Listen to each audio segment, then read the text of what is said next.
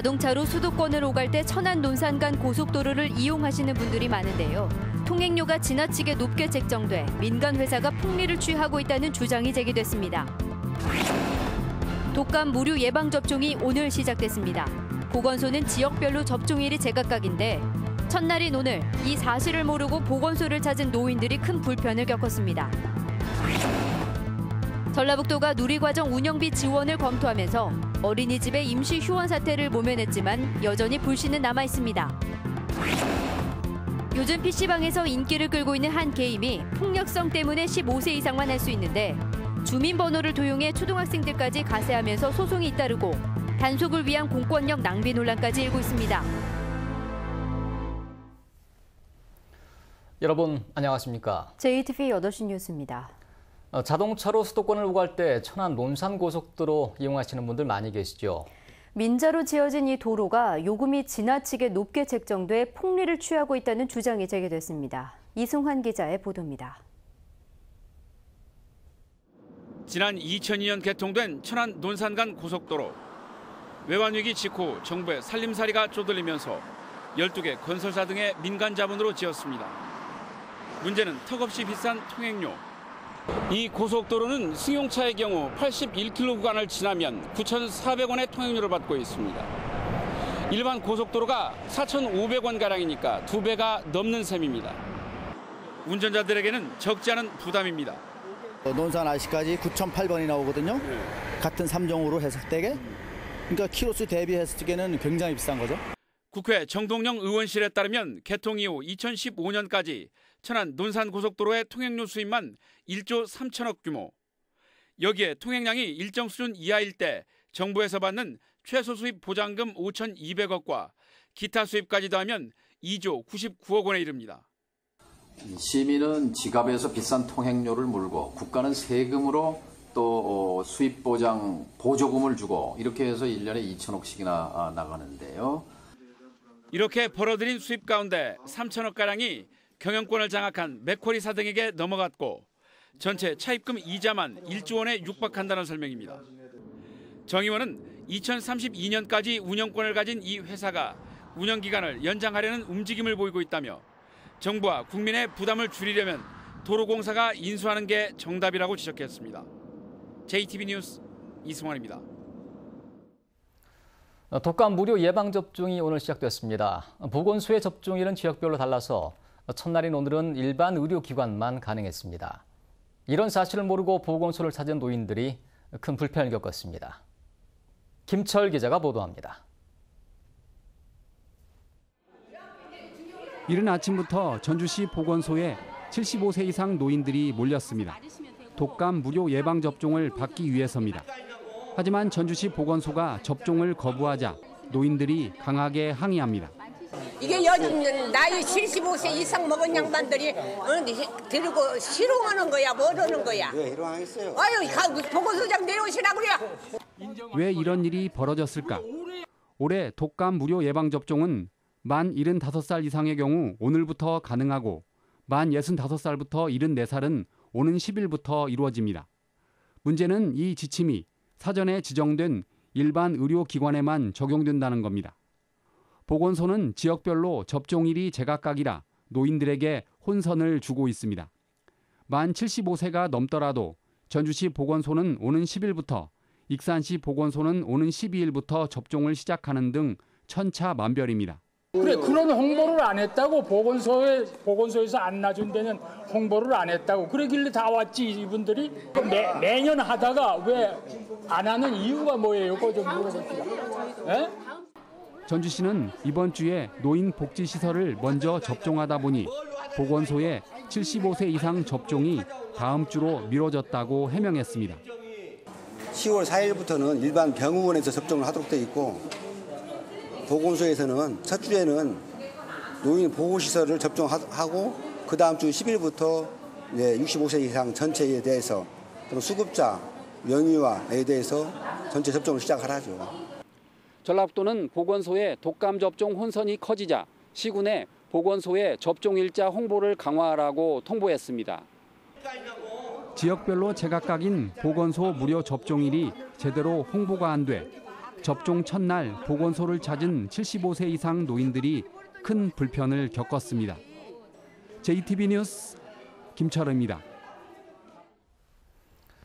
효성공장 옆에 만들려는 탄소섬유 국가산업단지 사업 추진이 차질을 빚고 있습니다. 전주시는 탄소 국가산단 조성 사업이 예비 타당성 조사에서 기준치에 미치지 못하는 평가를 받아서 당초 계획대로 추진하는 게 힘들게 됐다고 밝혔습니다. 전주시는 국토교통부 LH와 협의해 조성 예정 면적을 줄이고 입주업종 비율 등을 조정해 예비 타당성 조사를 다시 받아 사업을 추진하기로 했습니다. 전라북도 공공건축물 내진 투자율이 1.1%로 전국 꼴찌인 것으로 드러났습니다. 새누리당 안전행정위 소속 황영철 의원의 분석 결과 전북은 지난 2011년 이후 379곳의 공공건축물의 내진을 추진했지만 26곳에만 13억 원을 투입해 내진 투자율이 1.1%에 그쳤습니다.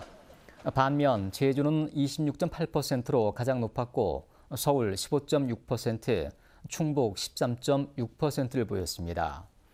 황 의원은 지난해 익산에서 규모 3.9의 지진이 발생한 만큼 전북에서도 공공건축물의 내진 투자율을 높여야 된다고 지적했습니다. 어린이집 연합회가 오늘부터 예정됐던 임시 휴원 방침을 유보하면서 우려했던 보육대란은 빚어지지 않았습니다. 전라북도가 누리과정 운영비 지원을 검토하고 있는 것으로 알려지면서 일단 유보한 것인데 불씨는 여전합니다. 조창현 기자의 보도입니다. 전주 시내 한 어린이집 만 5세부터 7세까지의 누리과정반이 평소와 다름없이 운영되고 있습니다. 어린이집 연합회가 휴원 방침을 유보하면서 정상적인 등원이 이루어진 겁니다. 누리과정 부모로서 갑자기 휴원한다고 해서 너무 걱정했었는데 이게 정상 등원할 수 있어서 정말 다행인 것 같아요. 빨리 해결됐으면 좋겠어요. 어린이집들이 휴원을 유보한 것은 전라북도가 누리과정 운영비 지원을 검토하고 있다는 소식 때문입니다. 전라북도는 9개월치 누리과정 운영비 140억 원을 교육청을 대신해 자체적으로 집행하는 방안을 고려하고 있습니다. 실무 차원의 검토는 끝났고 도지사의 최종 결정만 남은 것으로 알려졌습니다. 전라북도에서 누리과정 운영비 140억을 편성 추진하겠다는 그 검토의 언론 보도가 있었기 때문에 저희들은 학부모님들의 요구와 또 항의도 있었고 그래서 전라북도가 누리 예산을 집행하려면 예산 편성기관인 교육청의 동조나 묵인이 필요합니다.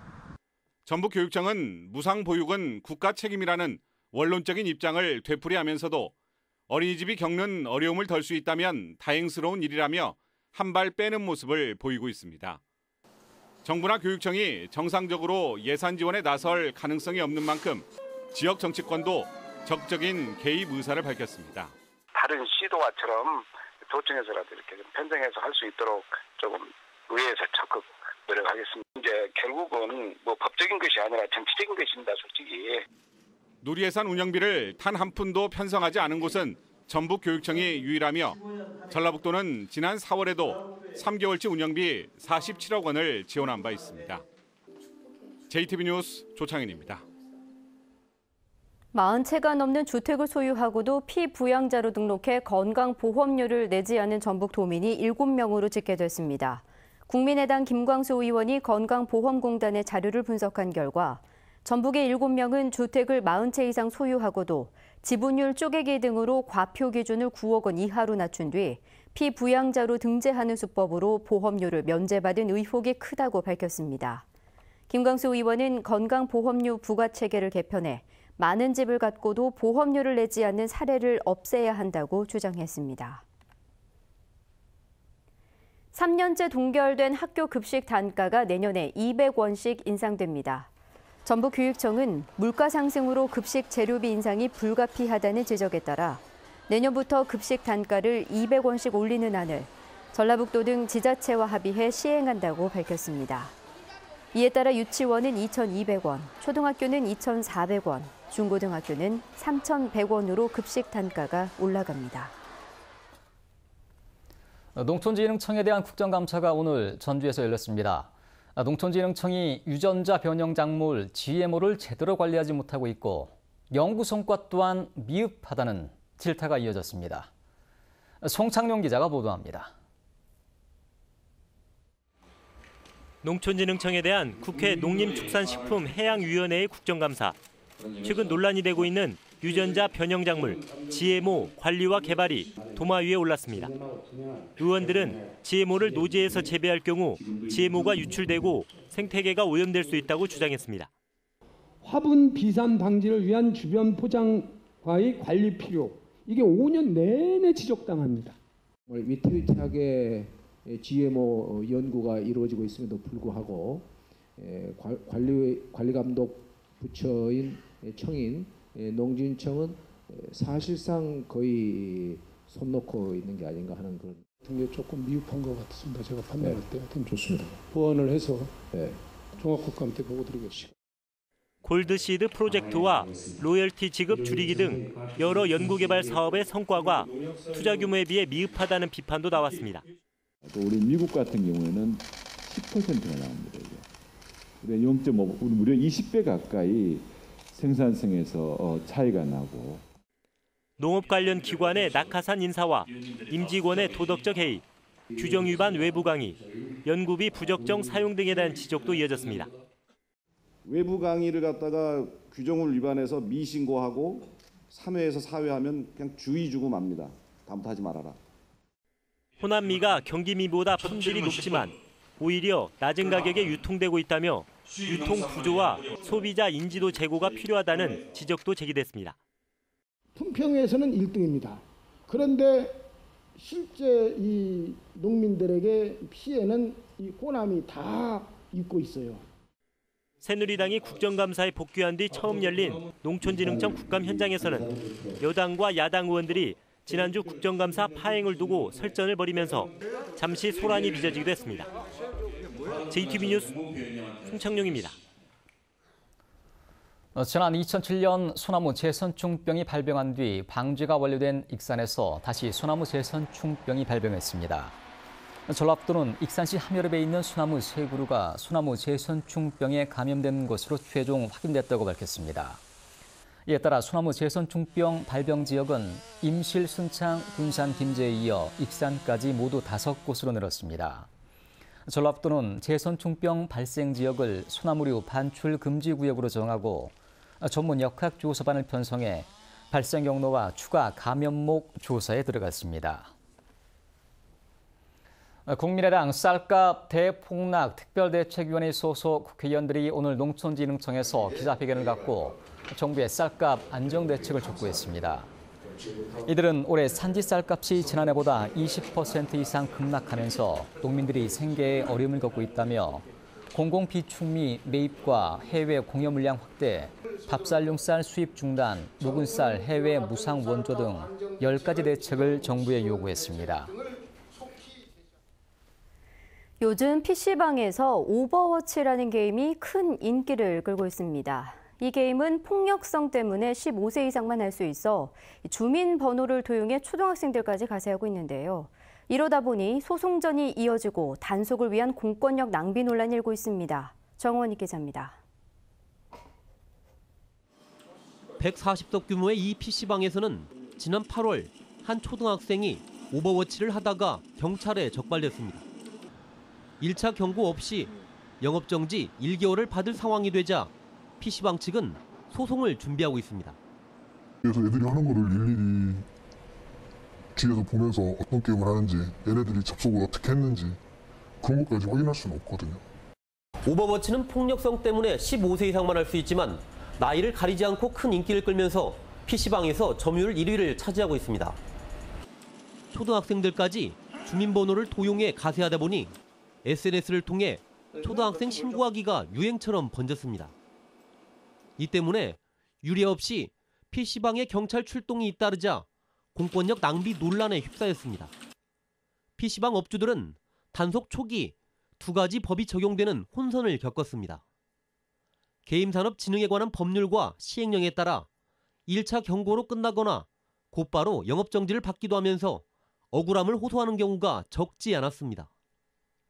어떤 매장들은 그냥 경고로 그냥 단순하게 끝나고 죄의만 주고 끝나고 어떤 매장에 대해서는 행정처분 1개월에 대한 그런 적용을 바로 해서 경찰은 손님들이 이용 등급을 어기고 게임을 할 경우 PC방 업주의 묵인이나 방조 여부가 처벌의 잣대가 된다고 밝혔습니다.